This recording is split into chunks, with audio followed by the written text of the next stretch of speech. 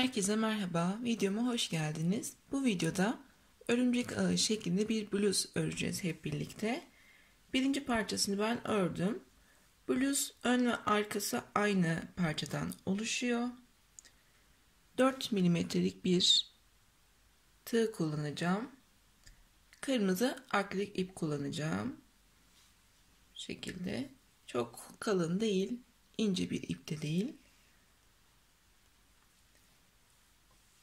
Diğer parçayı örerken sizlere bütün detaylarını tek tek anlatacağım. Sihirli halka ile başlayacağız ve kare bir motif örer gibi genişleterek parçamızı öreceğiz. Yeni başlayan arkadaşlar için sihirli halka dedim ama sihirli halka ile başlamayacağım. Zincir yapacağım. Bu şekilde kıvırdım ve bir tane düğüm yaptım. 6 tane zincir çekiyorum.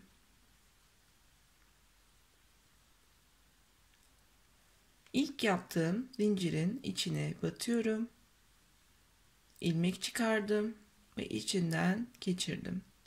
Burada bir boşluğum oluştu. Bu boşluğun içinde çalışacağım. 1, 2, 3 zincir. İkili trabzan yaparak çalışacağım için 3 zincirim eşittir ikili trabzan. Aradaki bir zincir için bir zincir daha çekiyorum. Toplam 4 zincir. Boşluğun içine ikili trabzan yapacağım. Tığımın başına doladım. Boşluğun içine batıyorum ve ilmek çıkardım. Önce ikisini ördüm, daha sonra ikisini. Bir zincir. Tığımın başına doladım ipi. Boşluğun içine batıyorum. İlmek çıkardım. Önce ikisini ördüm, daha sonra ikisini. Bu şekilde zinciri de trabzan sayacağımız için toplamda 12 tane ikili trabzan ve arada bir zincir olana kadar devam edeceğim.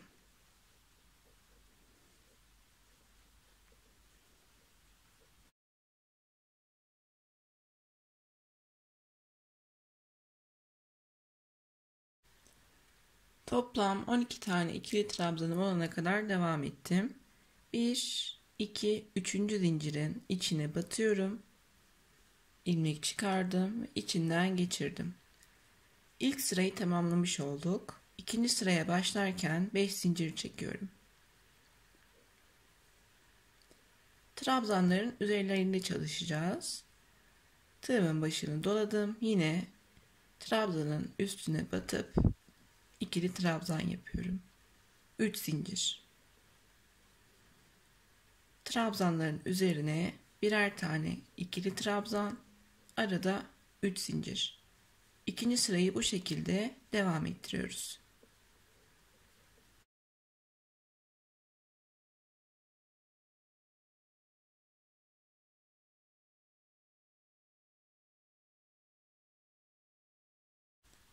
Sıramın sonuna geldim. 1, 2, 3. zincirin içine batıyorum.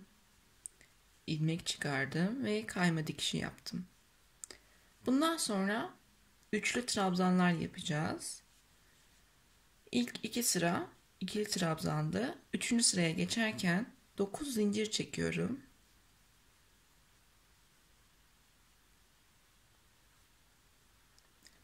Dokuz zinciri yaptıktan sonra tığımın başına 2 kere de doladım ipimi. Trabzanın üstündeki ilmeğe batıyorum ve ilmek çıkardım. 1, 2, 3 seferde ördüm. 5 zincir. 2 kere doluyorum tığımın başına. Trabzanın tepesindeki ilmeğe batıyorum ve ilmek çıkardım. Önce ikisini, daha sonra ikisini ve son olarak ikisini ördüm. Üçlü trabzan yapmış oldum. Bu sırayı bu şekilde devam ettireceğim. Üçlü trabzanlar, arada 5 zincir.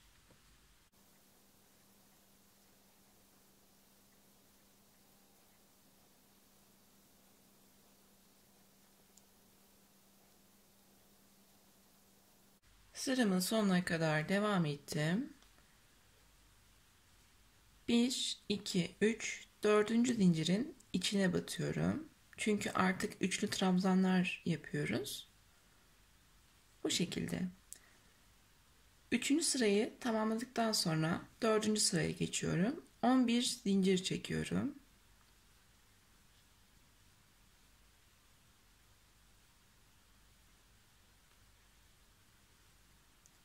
On bir zinciri yaptıktan sonra yine 2 kere doladım.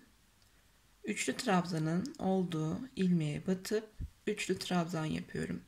Bundan sonra model hep üçlü trabzan olacak. Bu şekilde.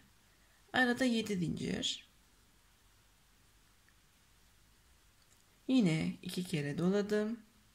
Üçlü trabzanın tepesine battım ve bir üçlü trabzan yaptım. Arada 7 zincir. Sıra sonuna kadar dördüncü sırayı bu şekilde devam ettireceğim.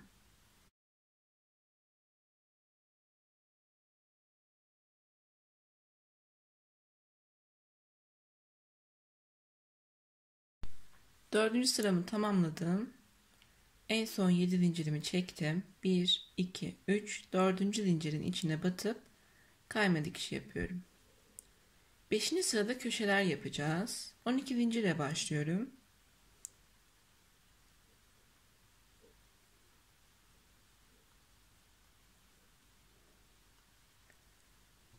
Hemen köşe noktasına başlayacağım.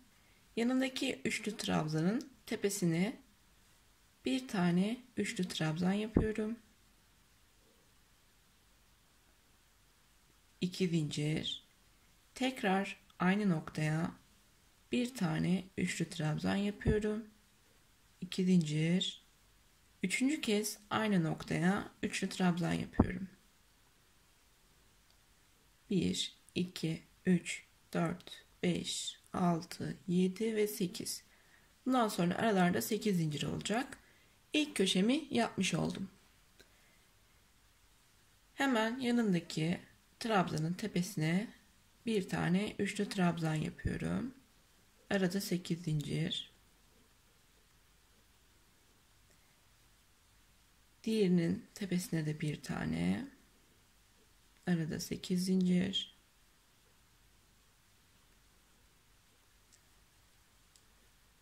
Ve son kez bakalım.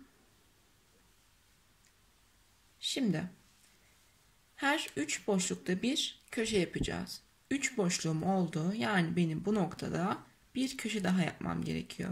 Daha sonra tekrar trabzanlar yapacağım ve arada 3 kare boşluk olduğunda köşe yapacağım anlamına geliyor. O yüzden 2 zincir çekiyorum ve aynı noktaya üçlü trabzan yapıyorum. 3 tane, arada 2 zincir. 3 ikili trabzanım bittikten sonra 8 zincirle sırama devam ediyorum. Yine dediğim gibi bakın arada 3 tane boşluk olana kadar bu noktaya kadar devam edeceğim.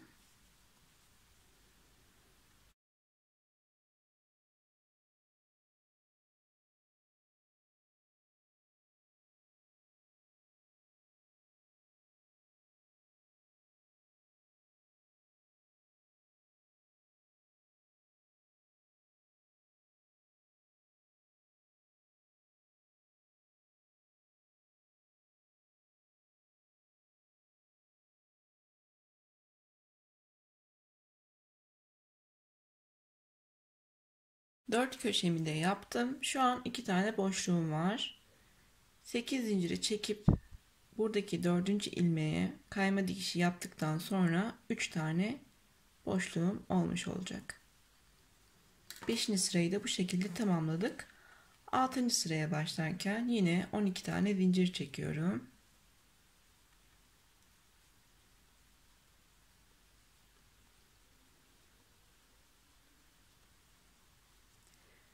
Köşelerde yine üçlü trabzanlar yapacağız. Birinci üçlü trabzana batıyorum. Üçlü trabzanımı yaptım. Köşe noktasındaki üçlü trabzanlar arasında 4 zincir, geri kalan boşluklarda 8 zincir çekmeye devam edeceğim. 4 zincir yapıyorum. Köşedeki ikinci üçlü trabzanıma üçlü trabzan yapıyorum. 4 zincir ve üçüncü üçlü trabzana da üçlü trabzan yapıyorum. Köşeler arası olan üçlü trabzanlar arasında zincir sayımız 8. Köşeler arasında ise 4. Bu şekilde sıra sonuna kadar devam edeceğim. 8 zincirle devam ediyorum şu an.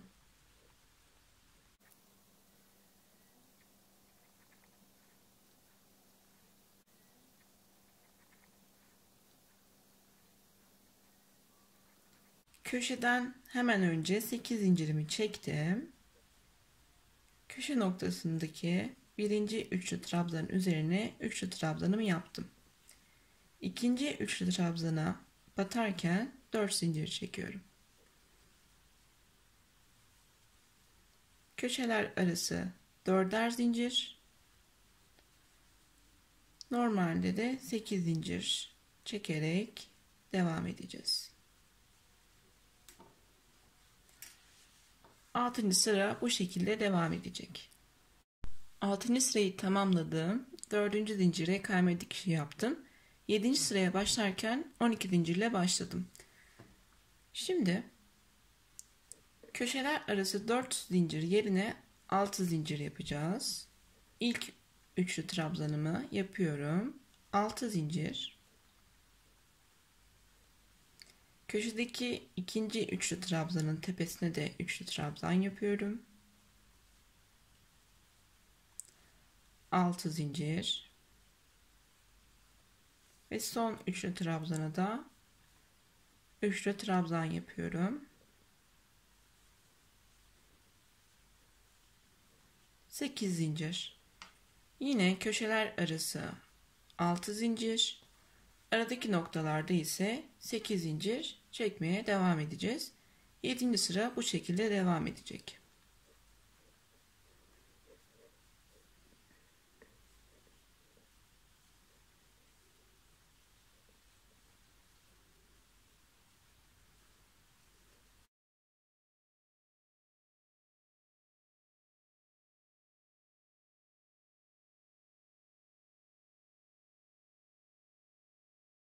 Yedinci turu yine 4. ilmeğe kayma dikişi yaparak bitirdim.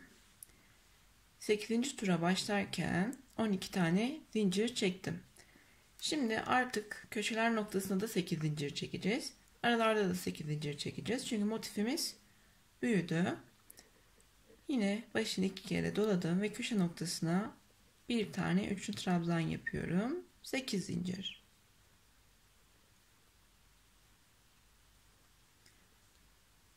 Yine bakın köşe noktasında ikinci üçlü trabzanın tepesine de üçlü trabzan ve yine arada 8 zincir.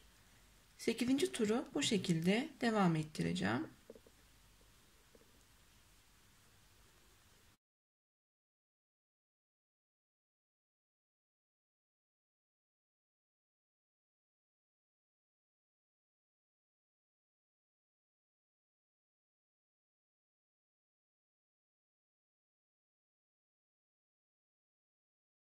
Sekizinci sırayı tamamladım. 9. sıraya geçerken yine 12 tane zincirle başladım. İlk üçlü trabzana bir tane üçlü trabzan yapıyorum. 8 zincir.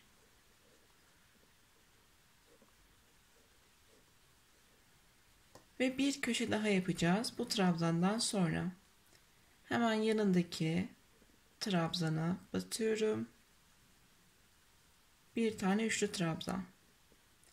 3 zincir. Tekrar aynı noktaya üçlü trabzan. 3 zincir. Yine aynı noktaya üçlü trabzan. 8 zincir.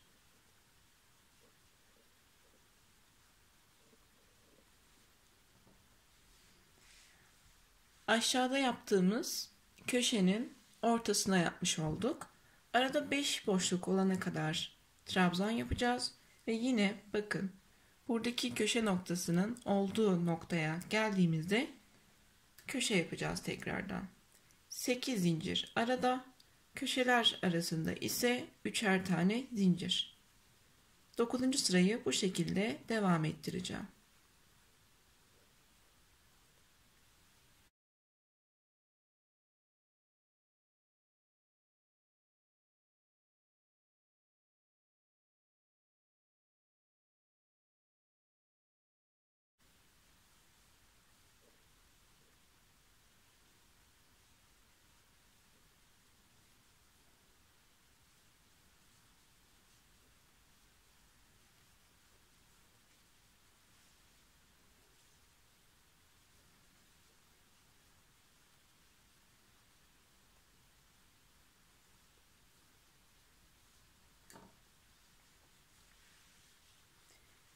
İlk köşemden ikinci köşeme kadar 1, 2, 3, 4, 5 boşluk var. Anlattığım gibi 4 köşe olana kadar devam edeceğim. Dediğim gibi bu noktayı baz alabilirsiniz karıştırırsanız. Bu şekilde başlangıç noktama kadar ilerleyeceğim. 9. sırada köşelerimi yaptım. 10. sıraya başlarken 12 tane zincir çektim. İlk köşeden önce olan üçlü trabzanın tepesine bir tane üçlü trabzan yapıyorum. 8 tane zincir.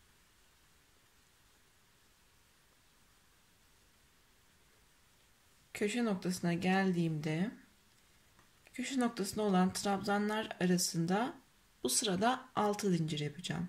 İlk üçlü trabzanıma bir tane üçlü trabzan yapıyorum. 6 zincir. Yanındaki üçlü trabzana da 3 trabzan yapıyorum. 6 tane zincir. Son üçlü trabzanıma da üçlü trabzanı yaptıktan sonra 8 tane zincir.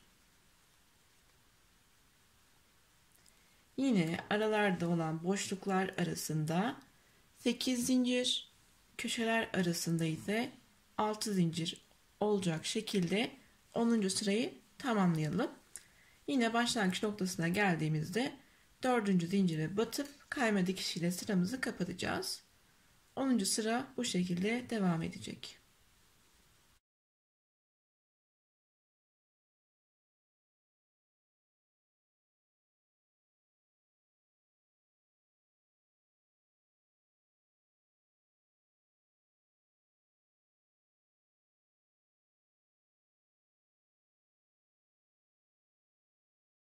Onuncu sıramı tamamladım. Bu şekilde. 11. sırama başlarken yine 12 tane zincir çektim. Bu sırada bütün üçlü trabzanlar arasında 8 tane zincir yapacağım. 1, 2, 3, 4, 5, 6, 7, 8. Normalde burası köşe noktasıydı. Köşe noktasındaki trabzanlar arasında da 8 zincir olacak. Ve bu şekilde 11. sırayı tamamlayacağım.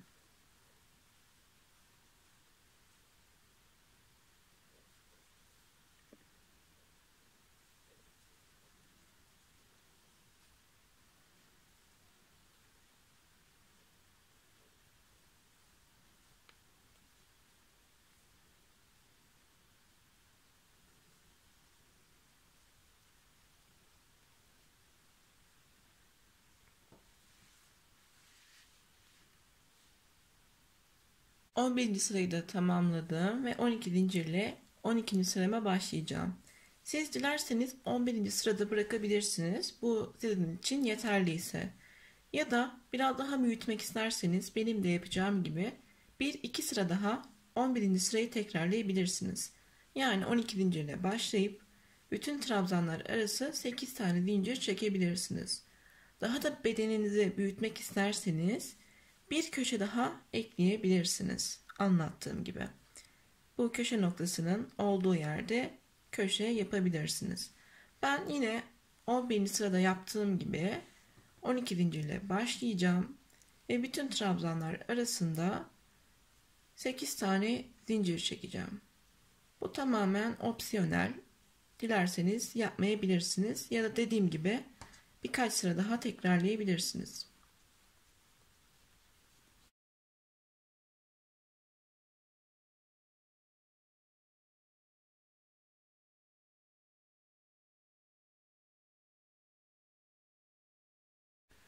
On ikinci sıramı da bitirdim. Bir tane zincir çektim ve ipimi kesiyorum.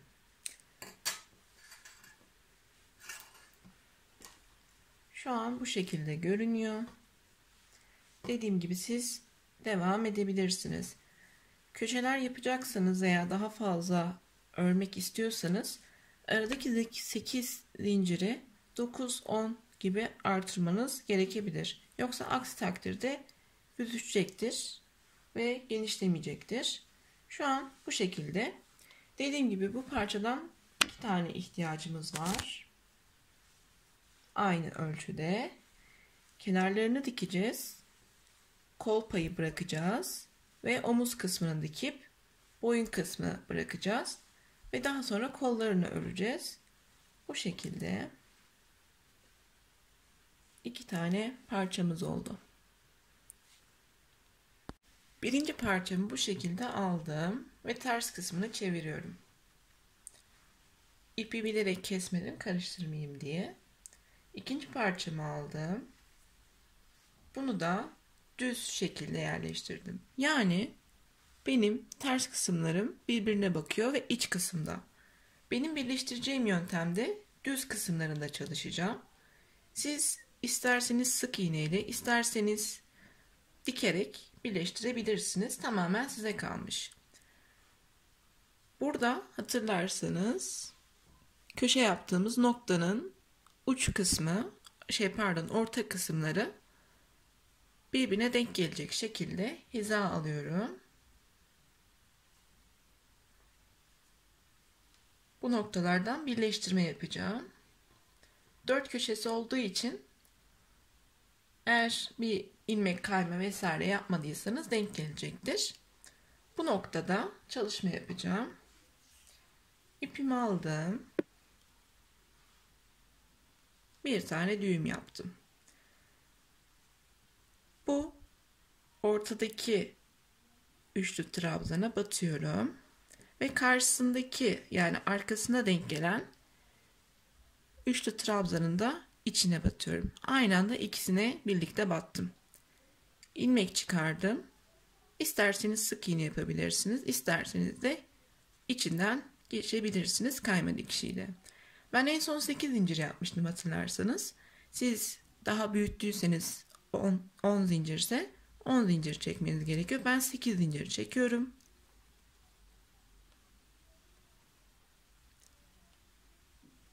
Sekiz zincirden sonra öndeki parçaya üçlü trabzan yapacağım.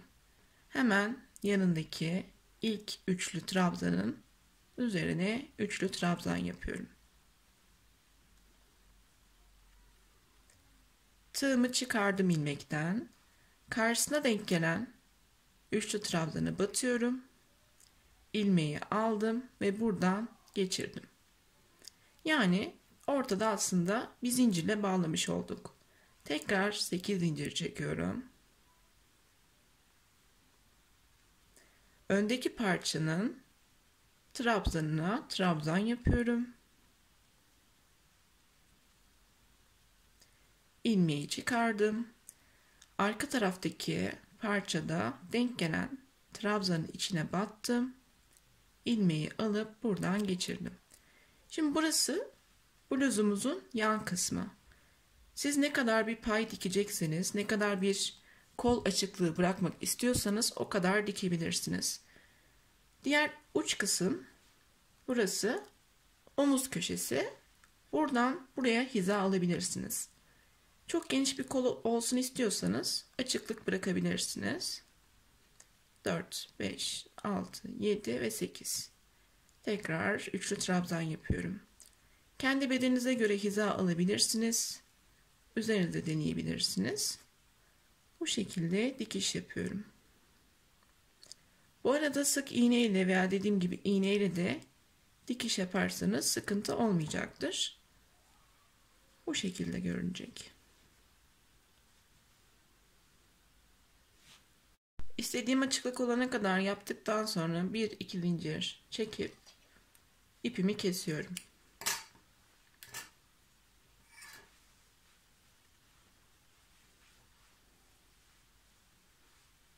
Bir, iki, üç, dört tane zincir çektim. Yani zincir aralığı. Bu kadar bir birleştirme yaptım. Şimdi omuz kısmını birleştirelim. Yine zincirlerimin, köşedeki zincirlerimin ortasını hizaladım. Bakın kol açıklığı, bu kadar bir kol açıklığım var. Çok dar bir kol istemiyorum. Yine ipimi aldım. Bir tane düğüm yaptım. Bu açıklık kalacağı için, şu an omuz birleştireceğim için köşedeki, ortadaki ilmekleri batıyorum. Karşılıklı denk gelen. Ve ilmek kayma yaptım. Sık iğne de yapabilirsiniz. 8 zincir çekiyorum. 2 kere doladım. Ön kısımdaki parçada üçlü trabzan yapıyorum. Arkadaki parçada aynı yere denk gelen trabzana batıyorum. İlmeğimi aldım ve buradan geçirdim. Tekrar 8 zincir. Tekrar 2 kere başını doladım. Ne kadar bir boyun açıklığı istiyorsanız omzu o kadar dikebilirsiniz. Tamamen size kalmış. Bu şekilde. Şimdi ben deneyerek bakacağım nasıl göründüğüne. Omzu da bu şekilde birleştirmiş olduk. Bu şekilde görünecek. 2 kare dikmiştik birlikte. Ben bir tanesini söktüm. Çünkü dar bir boğaz olacaktı benim için.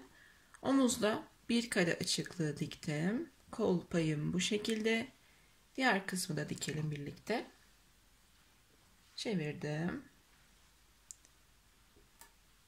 Yine zincirimi yapmak için tığımı ayarladım. Yine bakın orta kısım batıyorum. İlmek kaymayla bağladım. 8 zincir. 2 kere doladım. Öndeki parça, yani bana bakan parça, üçlü trabzanımı yaptım. Karşıdaki trabzana da batıp ilmek kaymayla bağladım. Dediğim gibi bir tane parça dikmek yeterli oldu. Siz daha dar bir boğaz isterseniz dikebilirsiniz. Yaptığınız parçaya göre. Burası da benim boğaz açıklığım. Aynı şekilde yan kısmını dikeceğim. Öbür tarafta ne kadar diktiysem burada da o kadar dikeceğim.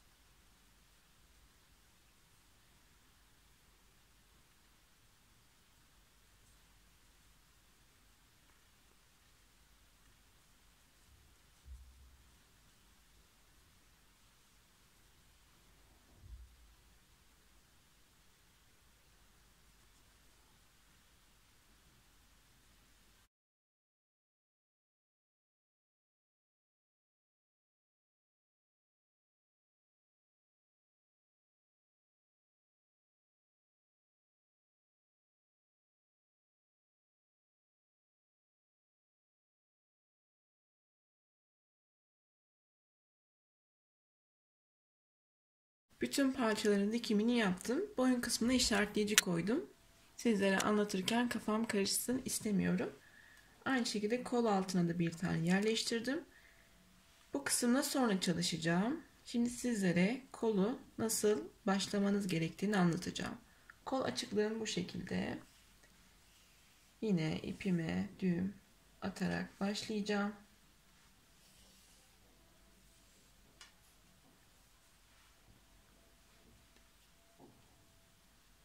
Bir tane düğüm yaptım. Burası alt kısım, bizim dikiş yaptığımız kısım. Oraya sabitliyorum ipimi. 12 tane zincir yapıyorum.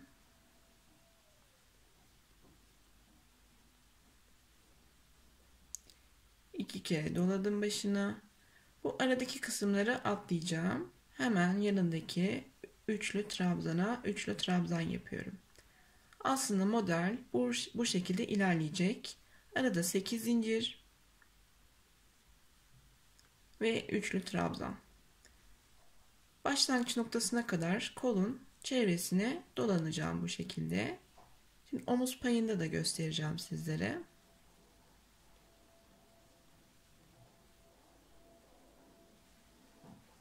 Bakın hemen omuz dikişinin olduğu yere kadar geldim. Burada da dikiş yaptığım orta noktaya denk geliyor. Oraya üçlü trabzan yapıyorum. Şu noktalara çalışmayacağız. Çünkü zaten birleştirmiştik. Ve tekrar 8 zincir.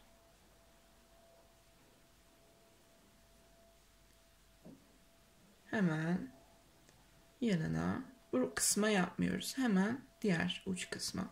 Zincirimizin uzunluğuna denk gelecek şekilde bir tane daha üçlü trabzan yapıyorum.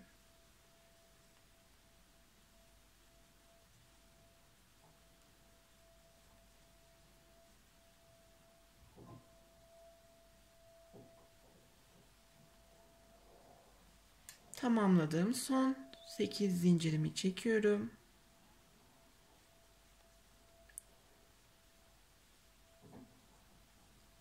Başlangıçta çektiğim 12 zincirin dördüncüsüne kayma dikişiyle bağlayacağım. Aynı motifle yaptığım gibi. Dördüncü zincire sabitliyorum. Tekrar 12 zincir.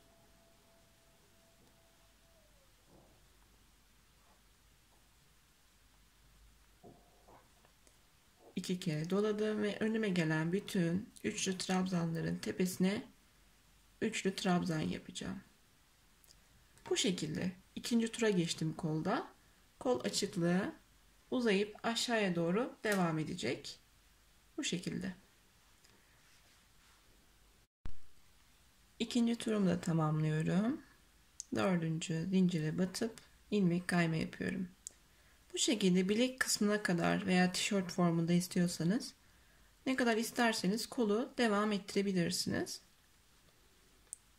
12 zincirle başlayacağız. 8 zincir çektim. Kol açıklığı bu şekilde aşağıya doğru uzanıp devam edecek. Bilek kısmında kaç sıra ördüğümü sizlere göstereceğim. Ben bu şekilde çevresini dolanarak örmeye devam edeceğim. Kolu bu şekilde örerek devam ettim ve toplamda 23 sıra ördüm. En son bitirdiğim yerde kayma dikişi yapmıştım. 2 tane zincir çekip ipimi kesiyorum.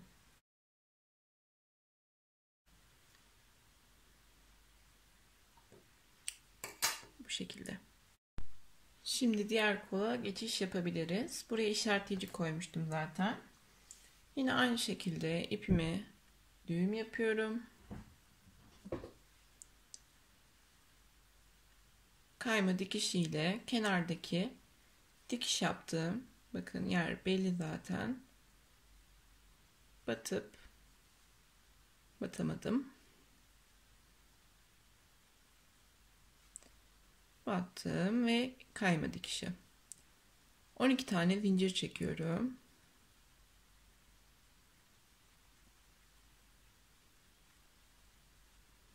İki kere doladım ve ilk gelen üçlü trabzanın tepesine üçlü trabzan yapıyorum. Diğer kolda ne yaptıysam burada da aynısını yapacağım. Arada 8 tane zincir. 2 kere doladım ve bütün trabzanların tepesine üçlü trabzan yapacağım.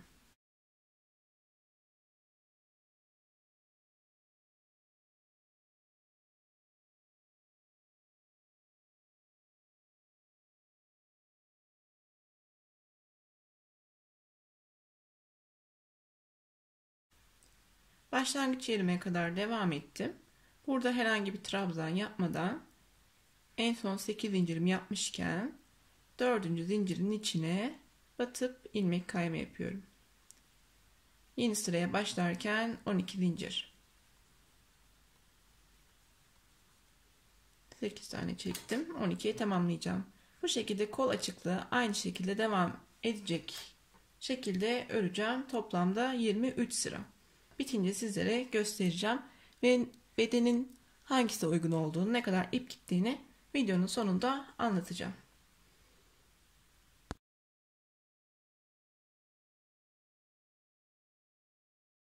İkinci kolu da 23 sıra olana kadar örmeye devam ettim. Zincir çekiyorum ve örgümü bitiriyorum artık. İpimi kestim. Evet. Tamamı kadraja sığmıyor ama Instagram hesabımda paylaşacağım. Nasıl durduğunu merak ediyorsanız Instagram adresime göz atabilirsiniz. Kolları da burada. Dediğim gibi kollarını ben çok geniş yapmadım. Vücudu saracak şekilde yaptım. Çok da yapışmıyor benim vücuduma. Bu benim ördüğüm S beden için biraz salaş olabilir. M ve L bedene de uygun olacaktır. Siz ipinizi biraz daha kalın tutarak daha dökümlü olmasını sağlayabilirsiniz. 4 milimetrelik şiş tığla örmüştüm. Onu 5-6 yapabilirsiniz. Benim file bluz videosundaki gibi koton iplik kullanabilirsiniz. Benim ipimden bu kadar kaldı. Yani bir tane iple aslında örmüş oldum. İpim 300 metreydi benim ve akrilik bir ipti. Elimde bu ip olduğu için bununla modeli oluşturdum. Eğer videoyu buraya kadar izlediyseniz videoyu beğenmeyi ve kanalıma abone olmayı ihmal etmeyin. Eğer örerseniz benimle Instagram üzerinden paylaşabilirsiniz. Bu şekilde. Hem esnemeye müsait bir model olduğu için gayet her bedene uyacaktır. Videomuz buraya kadardı. Umarım anlaşılır ve keyifli olmuştur. Bir sonraki videoda görüşmek üzere. Hoşça kalın.